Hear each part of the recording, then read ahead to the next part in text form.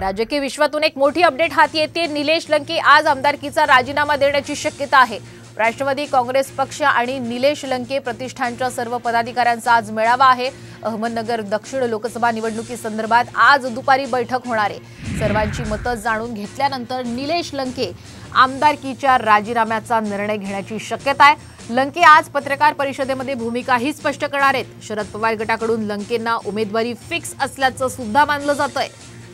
ज्या लोकांनी मला विधानसभेत पाठवलं त्या लोकांना तर मला सांगावं लागेल ना, मी असा निर्णय घेतला। लोकांनी ठरवल्यानंतर काही पण होतो। मग आता जनतेचा काय कौल आहे या सगळ्या गोष्टी पाहू आपण। वेळ आल्यानंतर ते तुम्हाला पाहायला मिळणारच आहे सगळं। तर या महत्त्वाच्या घटनेसंदर्भात अधिकचे अपडेट घेऊयात आमचे प्रतिनिधी सुशील थोरात यांच्याकडून। सुशील, आपण पाहतोय की निलेश लंके आता नेमकी पुढे काय भूमिका घेणार याकडे संपूर्ण राज्याचं लक्ष लागलं होतं। तर आमदारकीचा राजीनामा देण्याची शक्यताही वर्तवली जाते। काय अधिकचे अपडेट्स आहेत?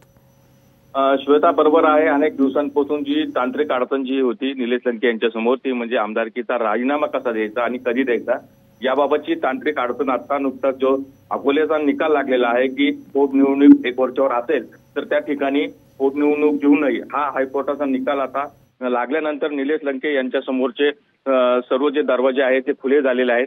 त्यामुळे आज त्यांनी पारनेर तालुक्यातील सर्व पदाधिकारी असतील, त्यांचे संघटनांचे विविध कार्यकर्ते असतील आणि जे मतदार आहेत ते सर्व मतदारांची एक दुपारी 2 वाजता बैठक आयोजित केलेली आहे आणि या बैठकीत आमदार निलेश लंके आपल्या राजीनाम्याची घोषणा करू शकतात अशी शक्यता वर्तवण्यात येत आहे।